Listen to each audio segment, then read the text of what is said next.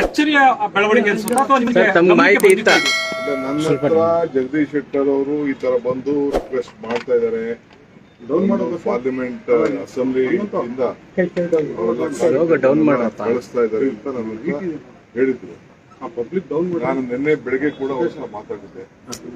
ನಾನಂತ ಕೆಲಸ ಮಾಡೋದಿಲ್ಲ, ನಾನು ಹೋಗುದಿಲ್ಲ. ರಾಜಕಾರಣಕ್ಕೆ ನನಗೆ ಕಾಂಗ್ರೆಸ್ ಪಕ್ಷ ಜೀವ ಕೊಟ್ಟಿದೆ, ಮರುಜೀವ ಕೊಟ್ಟಿದೆ. ನಾನು ಆ ಕೆಲಸ ಮಾಡುವುದಿಲ್ಲ ಅಂತ ಹೇಳಿದ್ರು. ಅದನ್ನೇ ನಾನು ನಮ್ದಲ್ಲಿಟ್ಕೊಂಡು ನಿನ್ನೆ ಮೈಸೂರಿನಲ್ಲೂ ಕೂಡ ನಾನು ಈ ವಿಚಾರನ ಪ್ರಸ್ತಾವನೆ ಮಾಡಿದೆ. ಈಗ ಈ ವಿಚಾರ ಅವರು ಕಾಂಗ್ರೆಸ್ ಕಚೇರಿ ಇದ್ದಾರೆ, ಎಲ್ಲ ಮಾತುಕತೆ ಆಯಿತು, ಬಿಜೆಪಿ ಇದ್ದಾರೆ ಅಂತ ಹೇಳಿ ಅವರು ನನಗೆ ಕೆಲವು ಮಾಧ್ಯಮ ನಿಮ್ಮಂತ ಸ್ನೇಹಿತರು ನನಗೆ ತಿಳಿಸಿದ್ದಾರೆ. ಸೊ ನಾವು ಕಾಂಗ್ರೆಸ್ ಪಕ್ಷ ಒಬ್ಬ ಸೀನಿಯರ್ ಲೀಡರ್ ಅಂತ ಹೇಳಿ ಗೌರವದಿಂದ ಅವರೇ ಹೇಳಿದ್ರು ನಮಗೆ ಆ ಪಕ್ಷ ಒಳ್ಳೇದಲ್ಲ. ಮೊನ್ನೆ ಕೂಡ ಅನೇಕ ಸ್ಟೇಟ್ಮೆಂಟ್ಗಳನ್ನು ಅವರು ಕೂಡ ಕೊಟ್ಟಿದ್ದಾರೆ.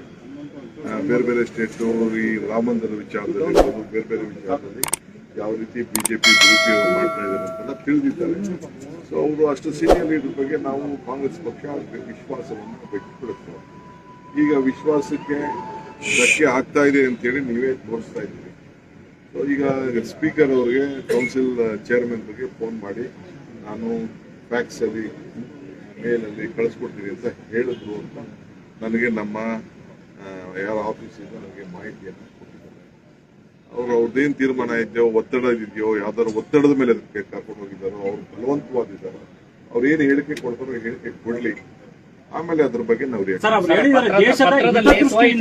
ದೇಶದ ಹಿತದೃಷ್ಟಿಯಿಂದ ನಾನು ಬಿಜೆಪಿ ಮತ್ತು ವಾಪಸ್ ಅವ್ರಿಗೆ ಸೀಟು ತಪ್ಪಿಸುವಾಗ ದೇಶದ ಹಿತ ಗೊತ್ತಿರಲಿಲ್ಲ. ಸೀಟು ತಪ್ಪಿಸುವಾಗ ಕಾಂಗ್ರೆಸ್ ಪಾರ್ಟಿ 5 ವರ್ಷದ MLC-ನ ಗೌರವದಿಂದ ಅವ್ರಿಗೆ ನಾಮಿನೇಷನ್ ಮಾಡಿದಾಗ ಕಾಂಗ್ರೆಸ್ ಹಿತ ದೇಶದ ಹಿತ ಗೊತ್ತಿರಲಿಲ್ಲ. ಅವ್ರು ಏನ್ ರಿಯಾಕ್ಟ್ ಮಾಡ್ತಾರೆ ನೋಡ್ಬಿಟ್ಟು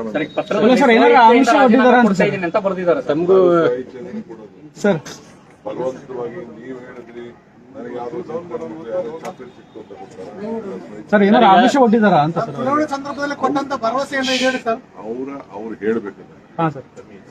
ಅವರು ಹೇಳ್ಬೇಕು ಅವ್ರಿಗೆ ಏನ್ ಆಮಿಷ ಕೊಟ್ಟಿದಾರ, ಏನ್ ಕೊಟ್ಟಿದಾರ ಅಂತ ಹೇಳ್ಬೇಕು. ನಾವೇನು ಅವ್ರಿಗೆ ಬಹಳ ಗೌರವದಿಂದ ಕಾಂಗ್ರೆಸ್ ಪಕ್ಷ ಅವ್ರನ್ನ ನಡೆಸ್ಕೊಂಡಿದೆ, ಇಷ್ಟು ಮಾತ್ರ ಎಲ್ಲರಿಗೂ ನನಗೂ ಒಂದು ಆತ್ಮಸಾಕ್ಷಿ ಇರ್ತದೆ. ಅವರು ಜಗದೀಶ್ ಶೆಟ್ಟರ್ ಯಾಕಂದ್ರೆ ಕಾಂಗ್ರೆಸ್ ಅವಮಾನ ಆಗಿದೆ ಅಂತ ಅನ್ನುವಂತ ಮಾತನ್ನ ಪದೇ ಪದೇ ಅವ್ರು ಹೇಳ್ತಾ ಇದ್ರು. ಕಾಂಗ್ರೆಸ್ ಪಾರ್ಟಿ ನಡೆಯುವಂತ ಸಿಸ್ಟಮೇ ಬೇರೆ, ಬಿಜೆಪಿ ನಡೆಯುವಂತ ಸಿಸ್ಟಮ್. ನಾನು ಈಗ ಮಾತಾಡಲ್ಲ, ಲೆಟ್ ಮೀ ನನಗೆ ಇವತ್ತವರೆಗೂ ನನಗೆ ರೆಸಿಗ್ನೇಷನ್ ತಲುಪಿಲ್ಲ.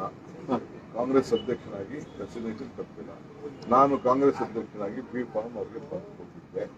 ನನಗೆ ಈ ಗಳಿಕೆ ನಾನು ಕಾಂಗ್ರೆಸ್ ಕಚೇರಿಯಲ್ಲೇ ನನಗೆ ರೆಸಿಗ್ನೇಷನ್ ಇನ್ನ ತಲುಪಿಲ್ಲ.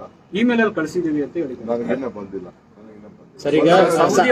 ಸಂಘ ಪರಿವಾರ ನಾಯಕರು ನಿಮ್ಮ ಪ್ರಕಾರ ಅವರು ನಿಯಮ ಬಾಹಿರವಾಗಿ ಪಕ್ಷ ಸೇರ್ಪಡೆ ಆಗಿದ್ದಾರೆ. ಹಾಗಾದ್ರೆ ಈಗ ಬೇಡ, ಈಗ ನಾನು ಈಗ ಯಾಕೆ ಮಾತಾಡ್ತೀನಿ, ನಾನು ಆಮೇಲೆ ಮಾತಾಡ್ತೀನಿ. ಸರ್, ಈಗ ಅವರು ಸಂಘ ಪರಿವಾರದ ನಾಯಕರು ಸರ್, ವಿಶ್ವಾಸಕ್ಕೆ ಅರ್ಹರಲ್ಲ ಅಂತಾನೆ ಸಂಘ ಪರಿವಾರದಿಂದ ಬಂದಂತವ್ರು.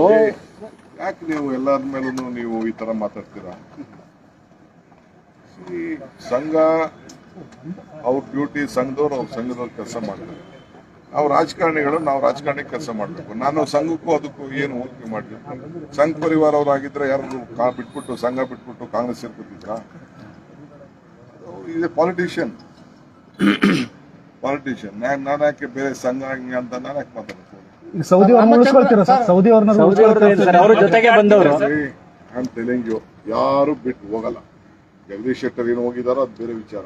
ಬೇರೆಯವರು ಜನ ಅವ್ರನ್ನ 35,000 ವೋಟಲ್ಲಿ ತಿರಸ್ಕರಿಸಿದ್ರು ಕೂಡ ನಾವು ಕಾಂಗ್ರೆಸ್ ಪಕ್ಷ ಬಹಳ ಗೌರವದಿಂದ ಅವ್ರನ್ನ ನಡೆಸ್ಕೊಂಡಿದ್ದೀವಿ. ಮಿಕ್ಕಿದ್ದು ಆತ್ಮಸಾಕ್ಷಿ ಮತ್ತು ಸೌದಿ ಅವರು ಸಚಿವ ಸ್ಥಾನದ ಆಕಾಂಕ್ಷೆ ಇದ್ದಾರೆ.